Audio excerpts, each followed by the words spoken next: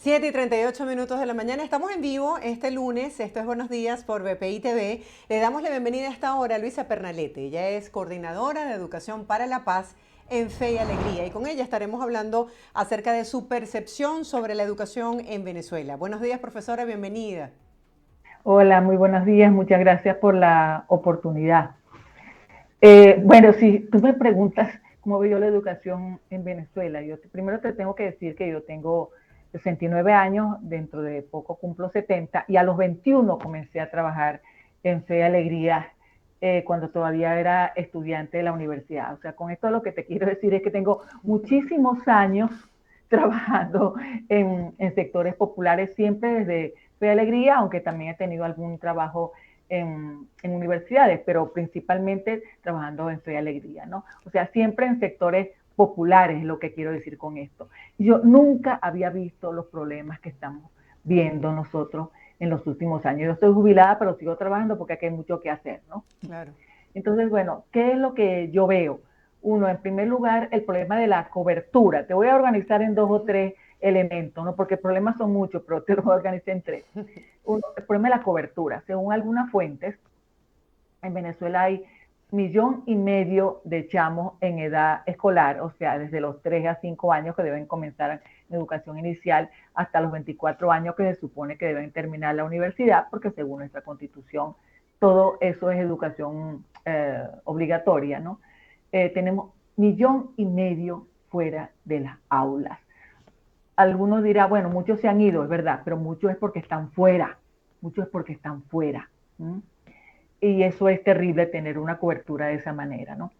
En segundo lugar, eh, el problema de la falta de docentes.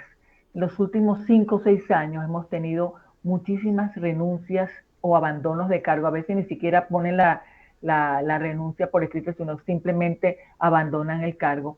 Muchos se han ido fuera del país y otros están simplemente trabajando en otra cosa porque con los actuales salarios de los docentes no se puede vivir. El artículo 91 de la Constitución dice que todo trabajador o trabajadora debe tener unos ingresos suficientes como para satisfacer sus necesidades básicas y las de su familia. Bueno, eso no está pasando con los que trabajan en escuelas públicas, que es el 86% del país, y escuelas subsidiadas, como es el caso de Fe Alegría, que tenemos 175 escuelas, pero bueno, somos la organización no gubernamental más grande educativa que tiene el país, pero somos nada en comparación con los 20 y tantos mil que debe tener el, el, la educación pública, ¿no? Y eso es terrible, pues, porque ¿dónde está la generación de relevo? Tenemos escuelas, hay escuelas de educación en universidades cerradas, por ejemplo, la UCAP Guayana, que tiene, el núcleo tiene educación, y la UCAP Caracas, a pesar de que ofrecen una beca a los que quieran estudiar educación, están, el primero y el segundo año están cerrados. Y la UCAT del Táchira, o sea, la Universidad Católica del Táchira, yo estuve el mes pasado en el Táchira, tienen la Escuela de Educación cerrada por falta de aspirantes. Y si tú conversas con gente de la UPEL, que esta vez la institución pública de formación docente más grande que tenemos, ha bajado notablemente el número de aspirantes. Entonces, ¿dónde está la generación de relevo? Según nuestra constitución, el artículo 104, las personas que tienen que ejercer cargos en educación deben ser de reconocida idoneidad moral y profesional. Eso lo dice la constitución, no lo estoy inventando yo, ¿no? O sea, cualquier persona no puede ser educador. Entonces, ¿quiénes van a sustituir a todo eso que se están yendo? Nosotros en Fe de Alegría, el año pasado, teníamos un 35% de renuncias, sobre todo en bachillerato, porque nosotros tenemos escuelas técnicas y un profesor, por ejemplo, de refrigeración, en 2 días limpiando aires acondicionados o haciéndole servicio a un aire acondicionado, gana más de lo que puede ganar todo el mes trabajando como educador. Y entonces, ¿quién va a sustituir a esos docentes, ¿no? En tercer lugar, tenemos el problema de la calidad. Bueno, déjame un inciso a lo que dije anteriormente. Los salarios de los docentes venezolanos son los más bajos de toda América Latina, incluyendo más bajo que Haití, que siempre decíamos que es el país más pobre de América Latina, y siempre lo mencionábamos como la referencia más pobre. Bueno, son más bajos que los de Haití, los de nosotros tenemos los más bajos de toda América Latina, y probablemente nos equiparamos al África y tal vez seguimos siendo muy bajos, ¿no? Entonces, ¿cómo le pides tú a un joven que se está graduando de bachiller que estudie educación para que pase hambre? Eso no puede ser futuro, ¿no? En tercer lugar, el tema de la calidad. A pesar de que la Constitución, en el artículo 103, dice que la educación es un derecho fundamental, educación integral y de calidad, aquí tenemos más de 10 años que no nos medimos, o sea, que no se sabe realmente cuál es el impacto que tiene el hecho educativo en los alumnos venezolanos, ¿no? Creo que en el 2010 fue la última medición que se hizo, y la hizo el Estado Miranda, cuando estaba ahí Juan Maragall, que es un experto educativo, que era el director de educación en el Estado Miranda, ¿no? No se hacen mediciones de ningún tipo. Yo no digo que se tenían que hacer las internacionales como PISA, que es la medición internacional más estandarizada que hay, pues más, sí, la que más se utiliza. Bueno, yo digo cualquier otra medición, pero necesitamos medirnos, ¿no? Y según estudios hechos por la UCAP el año pasado, con otras organizaciones, pues decían que los estudiantes venezolanos en las pruebas que se han hecho no tienen las competencias básicas ni en lengua ni en razonamiento lógico. Y cuando uno ve, por ejemplo, estudios de la UNESCO o estudios internacionales, yo siempre los reviso, y que encontramos que Venezuela no aporta datos. Entonces nosotros no podemos, y no se trata de competir, se trata de poder saber cómo estamos nosotros en comparación con el resto de América Latina. Bueno, pues Venezuela es de los países que no aporta datos. Entonces Claro, usted no tiene una gran experiencia porque al sí, pertenecer a Fe y Alegría, las abuelas pues ya no están en condiciones de estar pendientes de todas estas cosas, ¿no? Y en bachillerato son estudios de ENCOVI, esta encuesta que hace la Universidad Católica cada año. El año pasado, con datos del año pasado, nos decían que hay un porcentaje importante de alumnos del bachillerato que están abandonando las aulas por desinterés, o sea, la educación ha perdido importancia, y porque además la educación venezolana tiene que actualizarse, sobre todo en bachillerato, porque entonces el chamo necesita tener un arraigo, digamos, tener un lazo con lo que está recibiendo. Entonces, si se aburre, pues ni modo, ¿verdad? Y esto tiene que ver también, cuando yo le hablo del deterioro, la falta de actualización de nuestros docentes. Por ejemplo, el acompañamiento psicoafectivo.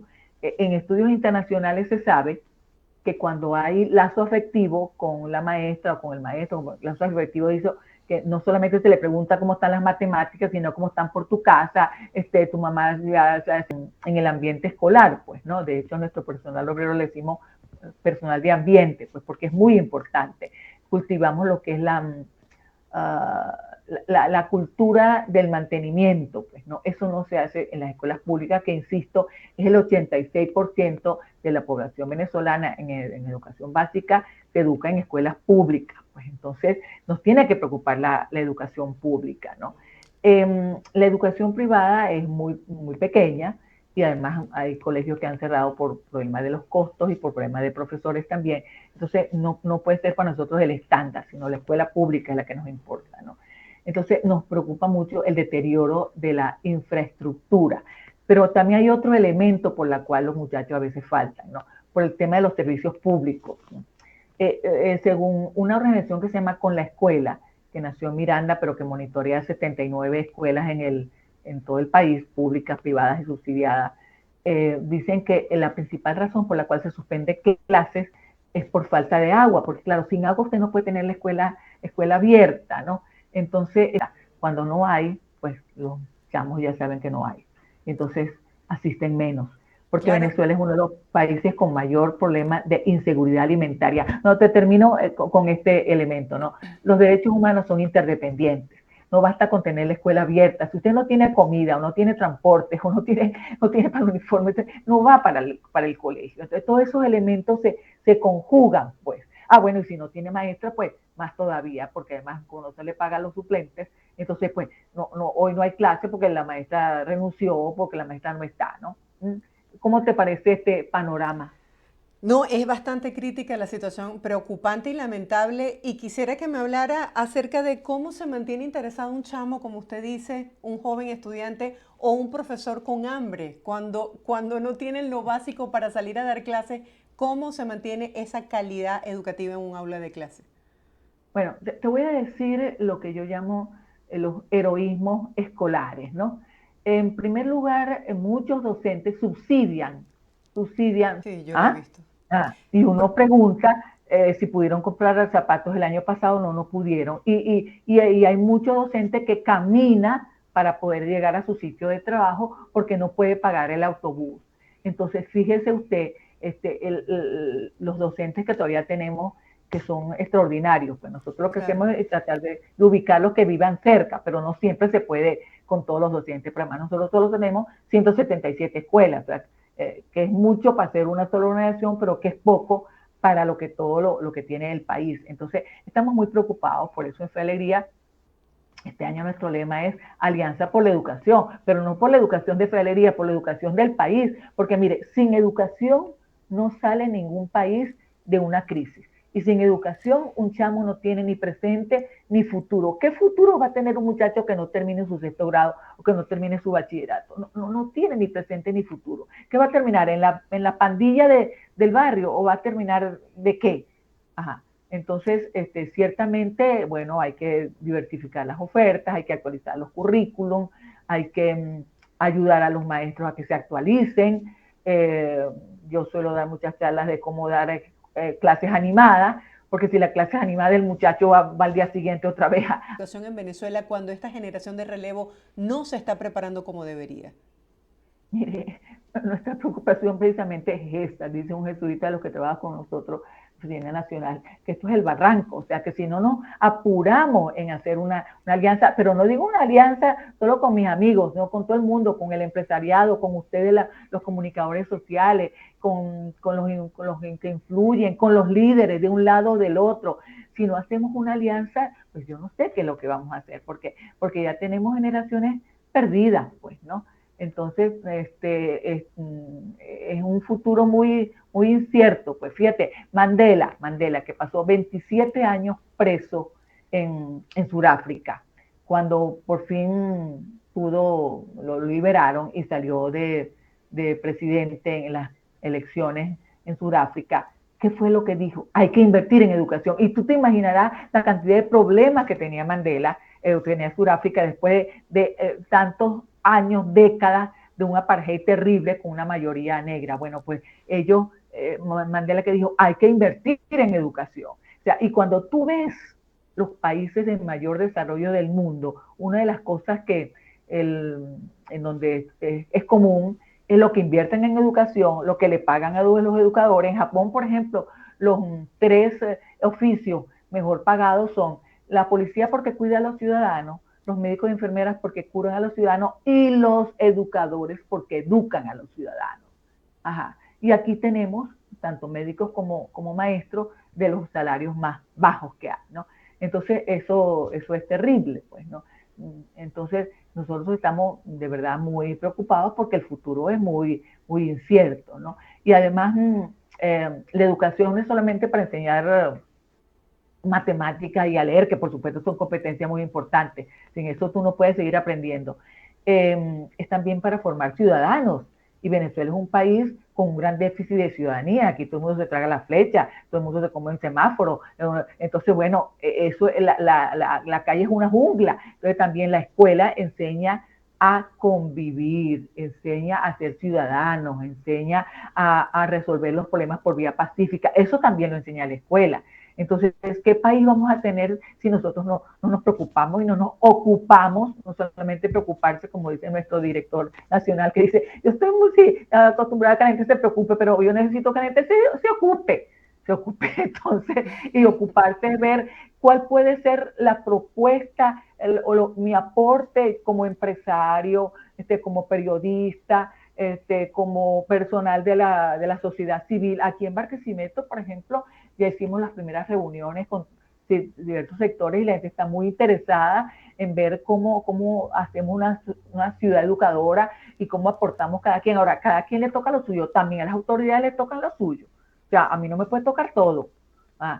Todo el mundo le toca algo, porque además todo el mundo tiene o un sobrino, o un hijo, o un amigo, o un vecino que está en edad de educarse. Pues entonces tenemos que ver qué aporta cada quien. Entonces esa articulación es la que nosotros estamos esperando propiciar. No es que queremos ser los líderes tampoco del país, pero sí con nuestra historia y con nuestra cobertura. Mire, yo he trabajado en el Zulia y en Guayana, o sea, he sido directora zonal entonces yo conozco las escuelas de la frontera con Colombia en la Guajira y de la frontera con Brasil en Santa Elena de Guairén, porque yo fui directora de esa zona. O sea, estamos en todas partes, pues, ¿no? Entonces, bueno, me conozco el país y digo, y en todas partes hay gente buena, pero en todas partes también hay gente que está mirando para el otro lado. Entonces necesitamos interesar, por ejemplo, el tema educativo, y esa es las cosas que yo rescato, que el tema educativo sea tema de noticia. Yo antes, nomás que me entrevistaban el día del maestro, donde empezaban las clases. Ahora usted no se imagina que a veces se puede decir, no, mire, no, esa hora no puedo, pues tengo otra entrevista. No significa, pero además hay otra cosa, y con esto quiero pues como cerrar. Como no nos medimos, no hay datos confiables. ¿Por qué la gente a veces acude a Fe y Alegría? Pues nosotros tenemos datos, o sea, nosotros no escondemos. Cuando yo le digo que el 35% de nuestros profesores el año pasado nos faltaron, bueno, lo voy a esconder, nosotros tenemos toda la plantilla llena, no es verdad, los directores nuestros están dando clases, los coordinadores nuestros están dando clases, ¿por qué? Porque no tenemos la plantilla completa, entonces, y hay incluso voluntarios, profesionales, buena gente, que se han ofrecido, y nosotros estamos ofrecidos a dar clases, pues no, y en nuestros colegios universitarios, nosotros tenemos 5 colegios universitarios, en 4 tenemos educación, estamos ofreciendo un componente docente para esa gente que quiere ayudar, pero que no tiene los elementos docentes. Entonces, bueno, también eso lo estamos haciendo. Pero nosotros, bueno, como le digo, somos muchos para ser una organización no gubernamental, pero somos poquitos para lo que necesite el país. Pues entonces las autoridades también tienen que ponerse las pilas. Así es. Profesora, se nos acabó el tiempo. Muchísimas gracias por toda esta información tan importante, tan valiosa para nuestra audiencia. Y bueno, que sigan haciendo cosas por las comunidades. Excelente el trabajo de Fe y Alegría. Feliz día para ustedes. Y contamos con ustedes para la alianza, porque imagínense ustedes, yo aquí estoy y no sé a cuánta gente estoy llegando, pero seguro que estoy llegando a más con mucho cuando gusto. voy a dar una conferencia en un colegio. Con mucho gusto. Aquí usted cuenta con esta ventana informativa de BPI TV. Feliz día para usted. Muchas gracias. Estábamos conversando con la profesora Luisa Pernalete. Ella, bueno, tiene años trabajando como educadora desde los 21 años y además es coordinadora de Educación para la Paz en Fe y Alegría en Venezuela. Hacemos una breve pausa, ustedes no se aparten, queda mucho más de Buenos Días. Les dejamos el pronóstico del tiempo en Venezuela para que tomen desde ya sus previsiones y ya regresamos con más información.